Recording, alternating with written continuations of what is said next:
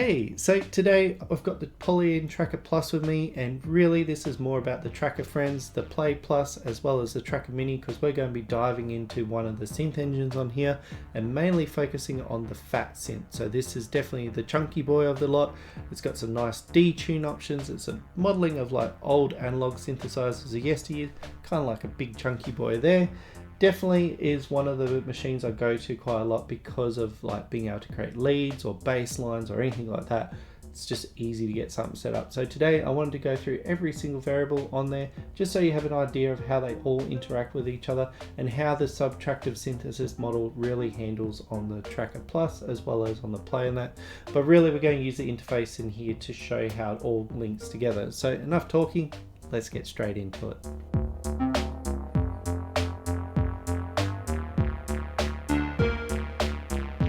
So we're back with the Poly-In Tracker, and I've got a little setup here just to show off what this sound is, and just think of this more like that sort of old vintage mono synth, like it's based on subtractive synthesis. It's got a really nice fat oscillator section. We have a really nice filter section as well as envelopes and some other controllers to really make this sound shine. So if we just jump straight into the instrument properties here, like you can find it in here and you just put them into one of the synth slots there. I'll talk a little bit more about this page here, but I think it would be nice to just sample some of the sounds to see what they're sounding like. So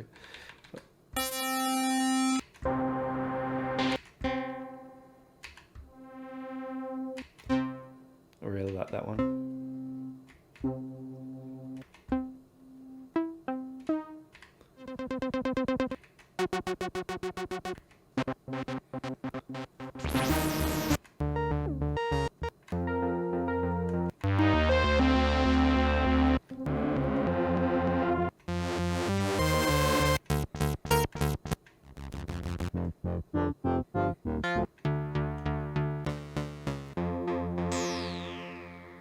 So as you can see, you can get a lot out of this synthesizer just with the patch bay in it. So let's have a look at that. We're just going to go straight in there and initialize a patch. So we've got this super basic sound that we can start working with. And as you can see, there's a bit of a layout here. Like we've got this section here that we can navigate around these menus.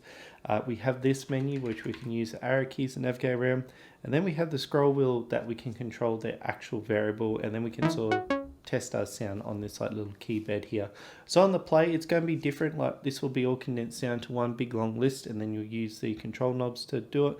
But I just thought with the Poly-In Tracker, it puts it in a nice way that we can sort of visualize how this synthesizer is working. So we'll start with the oscillator section because this is the part that makes our sound, and you don't really see like a way like a square wave or a saw wave. We have fat, brightness, and timbre. So if I was to play a note and just start scrolling. So this is our oscillator types that we're scrolling through. So it goes between like a saw to like a square, then really pulse widths it up. So we'll keep it on the saw, the brightness. So if I scroll that down. So we have like an octave above and below that's getting mixed in. So we go midway. It's just that flat oscillator that's giving it a little bit above. And then that little bit below, we'll keep that in the center for now, as well as fatness. And this is that detune. So if I start playing this and scroll, it can get quite crazy. So if you're looking to make those sort of super saws. So next we got noise. So if you can hear how it's applying noise in the back end. Reset. This will tell the oscillators to every time we hit the key, it's going to start that point. So if you want them to be a little bit more analogish, you can turn that off, so just free running in the background. Like to leave it on. And then you've got this LFO amount that applies the LFO. So we've got the LFO here, we'll talk about that in a sec, but that's how it's getting applied into this machine. So just a bunch of different ways. It's not really like we're directly controlling different oscillator types, but it's all this collection of sounds that we can really make those big fat pads. So there's one part of a subtractive synth, but another part that gives it a lot of character is through its filter. And we got a bunch of options here. So we got like our cutoff, our resonant. So this is how we sort of control the sound, but we have some different filter types. So we can scrub through there. So as you can hear, they're all a little bit different. I feel like they've modeled them after a few big mono synths of yesteryear. So a Moog and an Oberheim. So that's all where I'm leaning with those names. But cutoff is how we can like get that low pass, so it just gets rid of all the high end. If we go up, we get more of that high end. So you get a little bit of control there. You can also control the resonance. And you can go past 100, which gets a little bit more aggressive in certain frequencies. So just be careful there. And then we can apply an envelope amount. So if I make this really low, something like that, we can use the envelope to sort of drive the sound. So make something that like quickly comes in and goes out based on our envelope. And the last one is LFO, like how we had with the big fat oscillators. We can use to sort of augment our sound, and we'll talk a bit about that later, but you do have some control to like manipulate how our filters coming in. Alright, next on our synthesizer train is the amp envelope. So this is the one that controls the volume, how it comes in and out. And if you haven't dealt with an ADSR before, so we've got our attack, so it goes between 0 to 100%, so it goes right up to your top, comes back down with the decay to the sustain level. So if that was set to 0, you could just use the AD to like create this sort of in and out, and then the sustain, when you let go of the key, the release will kick in and control it on the way out. So if we'll bump up the release, if I just tap it, you can sort of hear how the sound slowly dissipates out, and like with the attack, you can sort of hear how it ramps up. So this gives us a sculpting of like how the sound is happening with the volume.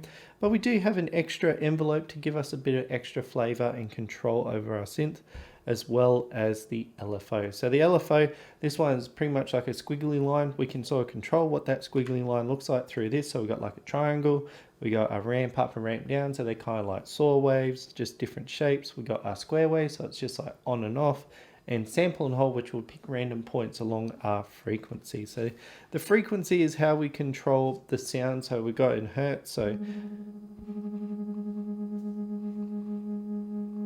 you have a little bit of control how you want that sound to like wobble. And like we said before, you do have the LFO amount here and then the LFO amount there. So they're getting the signal from this one. And then in the end, we have a retrigger. So free running means that it doesn't matter what the synth is doing, it's always going to draw that squiggly line. One shot, that is going to happen when you hit it. Once it's finished its cycle, it's not going to do it anymore. And note is every time I hit the note, it's going to start at the same point again. So just a little bit of sculpting there that we can use to control our sound. And the last part of this synth is the voice, which holds probably one of my favorite features, is a glide function. So glide is just how sound sort of bends between certain points. So right now the glide is set to 0. So it's just going to jump to that note. I'll just quickly set up so it's just one polyphony for the time being. Go back in here.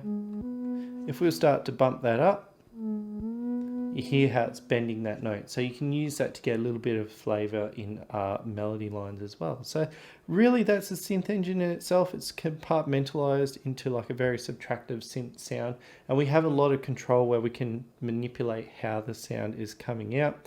And really, once we have all this sorted, we have a few different ways that we can apply macros. Like these envelopes and LFOs are sort of like our invisible hands. We can use that to control the synth with just hitting the notes. But macros are the way that we can actually go and change the sound. So macros live in the second menu up here. So they're all set here. You can see we've got them all named in that. And it just creates a way that we can manipulate the sound without having to go into that synth engine and change things. And we can control this through the pattern mode as well. So it just gives us more physical control over the synthesizers, and there's ways that we can really expand out the sound because we only have 3 of these sounds to work with. But you can get a lot more out of the synth engine if you're using all the macros here. So how the macros work, we'll jump into one. So I'm just going to go back and edit the pitch. As you can see up the top, we can go edit. So this is how we can name it and goes into that table. You have bipolar. So bipolar is where the line starts in the center, so we can add it to it or take away. If you have that off, it just starts at the base and goes all the way top. So that's an add. And then we can apply it to a certain point. So that's why I went through all the other parts first, just because knowing what each one of these things does individually, you'll have a sense of how to apply them, and then you have the amount. So this is multiplied, so how much of it is applied here. And as you can see, there's multiple, and if I need to add another one, I can just draw it in and it's going to populate another one. And like, you do get quite a few of these as well, so you don't feel like you're going to run out anytime soon. And you do have access to 6 of these macros as well. So it gives you a variety of options to control the sound and manipulate what's going on.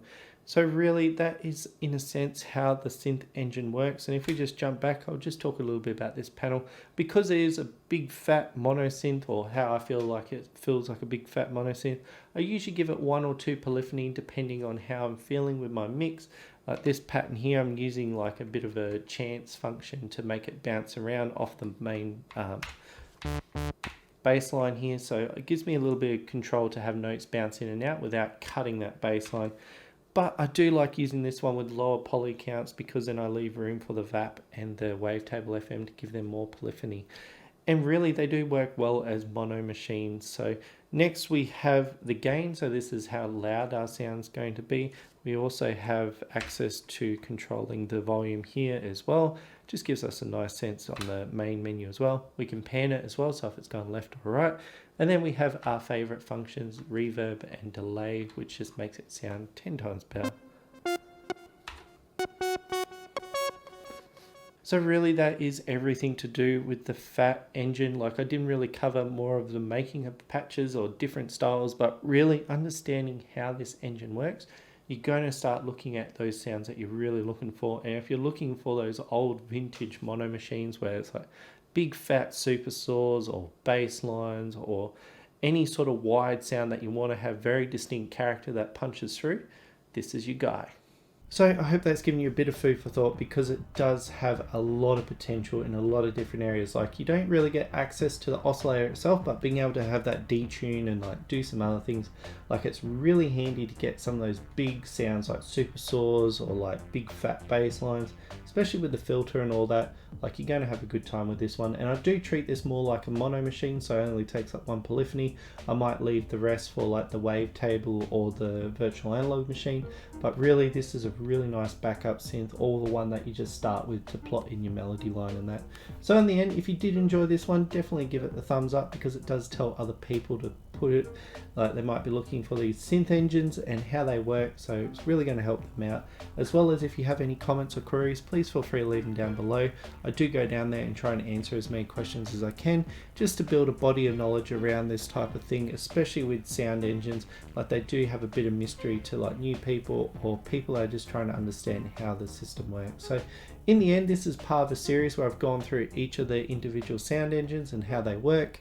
So if you're looking for that, you know where they are, and I hope to see you next time.